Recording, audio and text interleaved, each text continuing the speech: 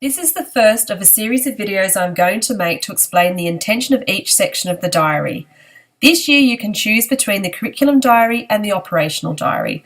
The difference between the two diaries is the curriculum planning cycle in the curriculum diary. If you select the operational diary, you must develop your own curriculum planning cycle and documentation. With both options, a minimum of quarterly assessment records must also be completed for each child. You can use our formats or you can develop your own.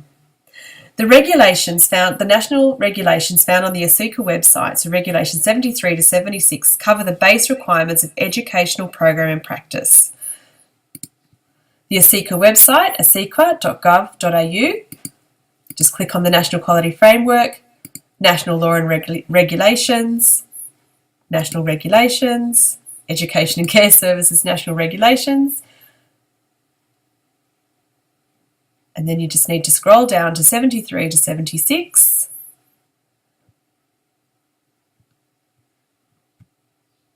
There we go. When you click on this, it gives you the base requirements. So if you're developing your own planning cycle, you need to use this. And this is what we have based the diary upon.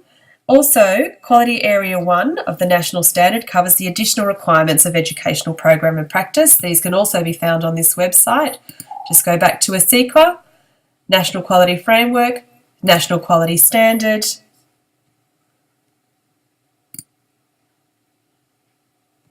Scroll down, Quality Area 1. Each of the standards and elements are expanded on here, and there's lots of other tools and resources that are helpful for your planning.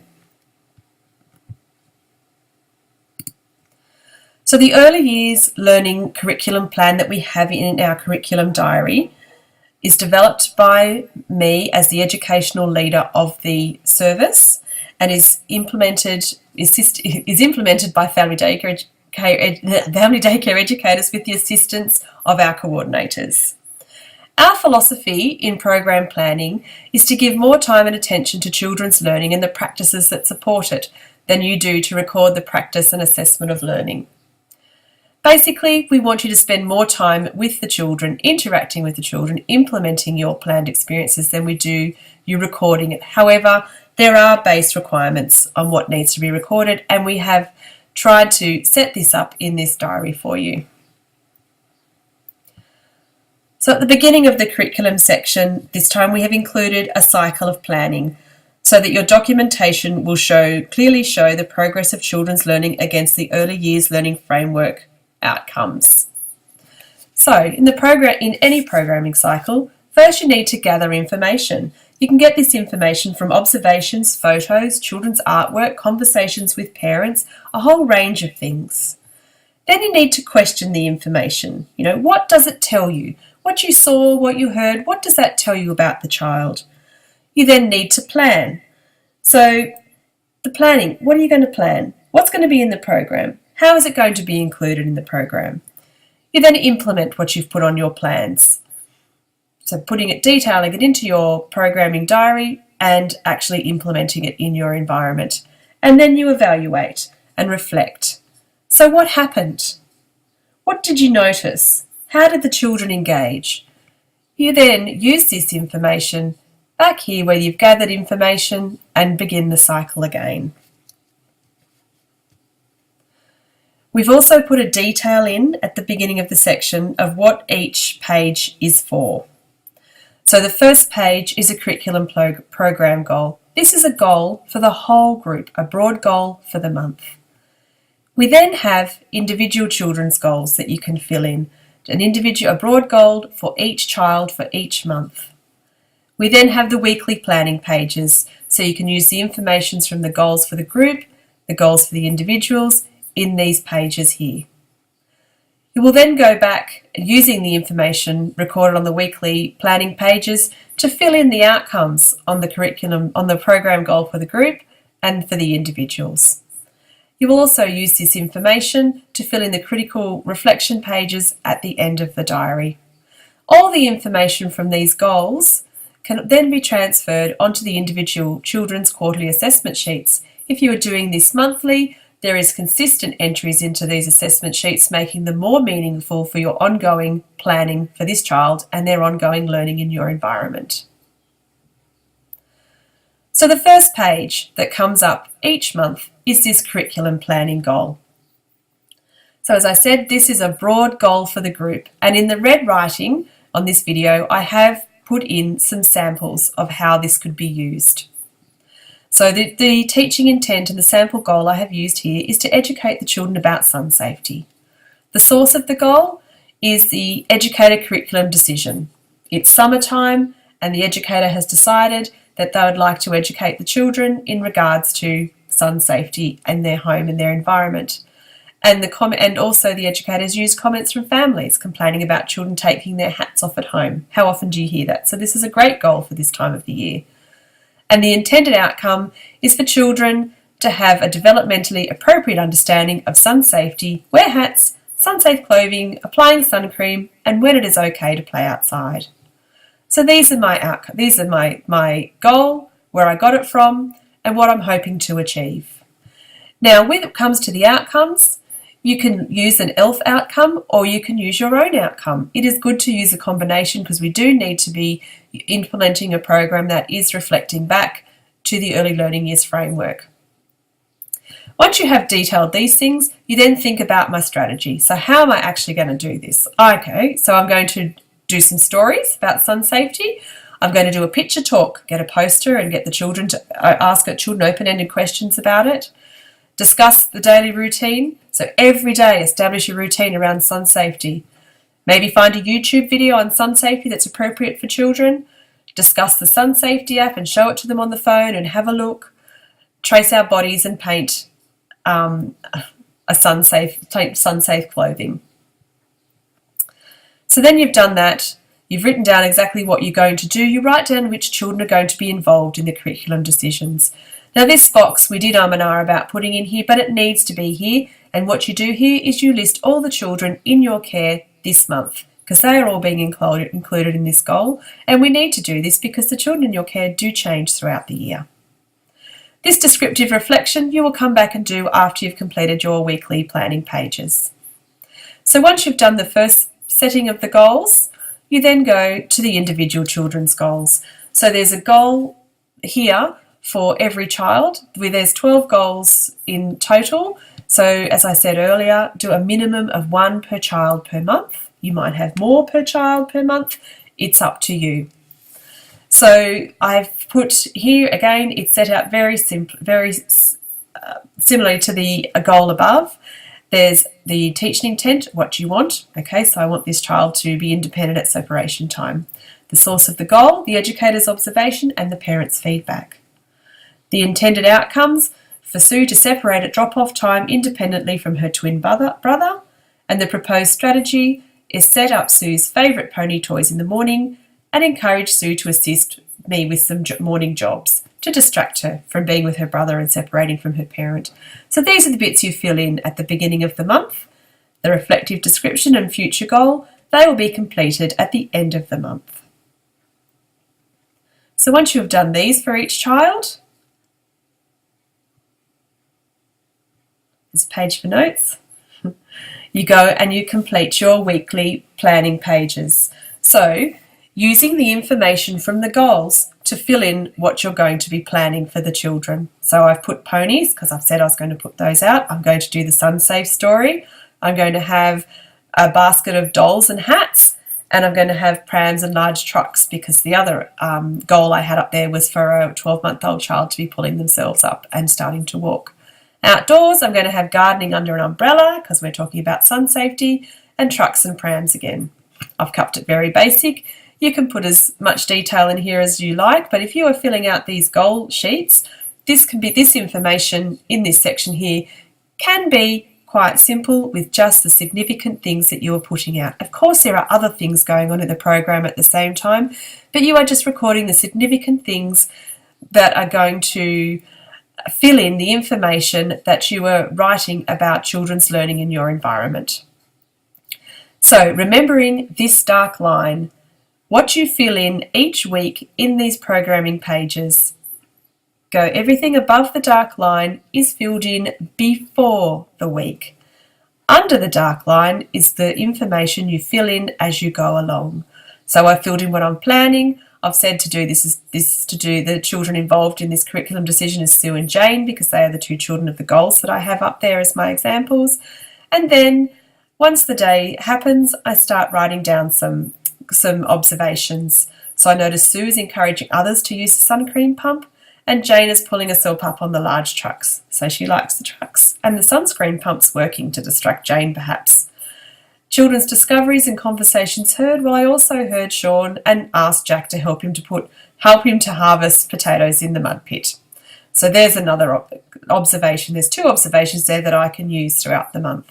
You continue doing this throughout the week. Of course, the rest of this is filled in at the beginning of the week. You continue filling in underneath the dark line. And then at the end of your week, you do a descriptive reflection. A descriptive reflection is just actually what happened. It's very different to a critical reflection. A critical reflection is when you really look into the detail of what happened and how the children reacted and how your practices were received, and looking at yourself and the children and your environment. A descriptive reflection is just what happened. The children are enjoying engaging in sun-safe stories and activities. Outside, Jack and Sean have been role modelling gardening and farming. So then at the end of the week, I also say, okay, what ideas and curriculum experiences will continue next week? Well, I'll continue with the sun-safe experiences because that's my goal. I'm going to put some teddies in the hat basket with the dolls to extend on that experience the children are enjoying, and bring out some stories and puzzles about farming. Put the diggers outside and some potatoes for harvesting, because that was an observation that I saw that Jack and Sean were interested in, and I'm very sorry about the spelling mistakes. In here, of course, you can put some parent feedback as well. If there's any input, there's also a space for this at the end of the month. So you go through the month filling out these pages.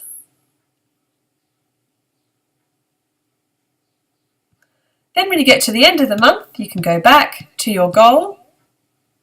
So you're back to your curriculum program goal for the whole group, and you've implemented your goal, the source of the goal, the intended outcomes, and you've implemented the strategies you're going to put into place and listed the children. Now you're going to do a descriptive reflection on how the children went with the goal. So children's participation, well, all the children participated in the sun-safe activities, and on most occasions now do not remove their hats. The children know the sun-safe routine and will follow the steps each day now. Children's discoveries and conversations heard. Sue and Sean arrive together each morning, assisting each other with the application of sun cream. Jack has been talking at home about when it is safe to play outside in the sun, and Jane is pointing to the hat basket when we start to get ready to go outside. I'm sorry about the spelling mistakes, but I think you get the gist. Also, then the third thing, what children's learning occurred?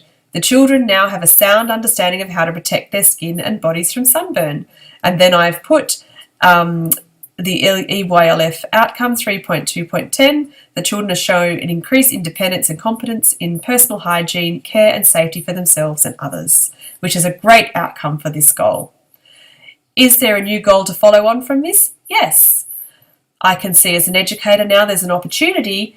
The children are interested in learning about their bodies and caring for themselves, and it's summer, so we're going to continue on with a new goal next month, the importance of drinking water. And that will be my curriculum program goal for February 2019. Then you go to the individual children's goals and you pop the results in here. So the intended outcomes and the proposed strategies you have done. So all you need to do is the reflective description, so what happened, and a future goal. And this is the information that you can be putting onto your quarterly assessment sheets. If you do this at the end of the month, as I said earlier, it shows consistent learning throughout the quarter. You then go back to the end of the month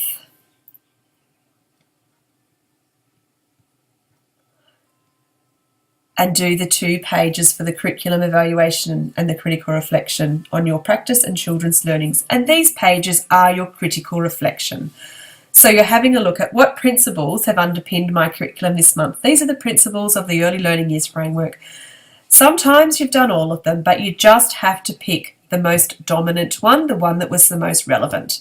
The same with the practices and the outcomes.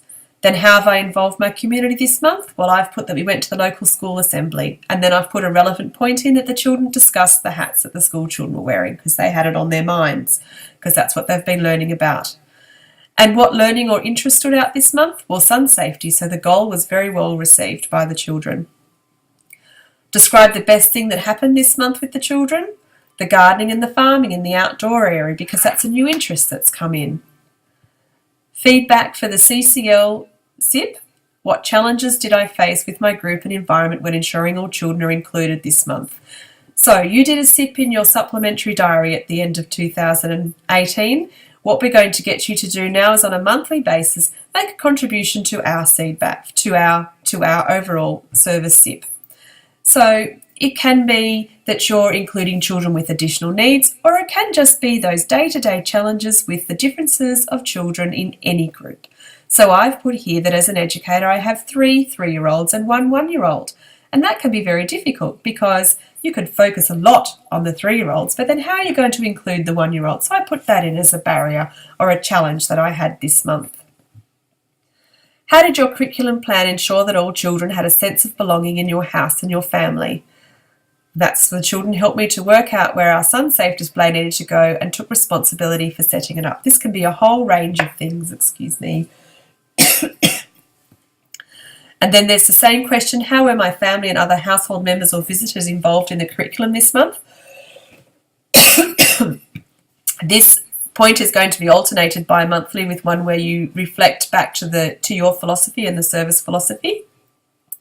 And then there's the last one, are there any tasks or practices or experiences intentional teacher that will add to next month's curriculum? And yes, there are. And I didn't put them in. But yes, there are. So we'll be continuing on about sun safety and starting to talk about water. So there is a theme going on there about caring for yourselves and looking after yourselves in the summer, in the hot weather. External influences on your curriculum. So the first thing is the parent feedback. This is really important to include, and parents don't just hand it out. You do have to draw it out of them, or sometimes just remember something and go, oh yes, I'm going to put that in there because I'm going to use that. So I've put the 2 examples here that I used in the children's goals. Research and networking. So I have changed this one slightly this year. Previously it has just been research. This time I've included networking.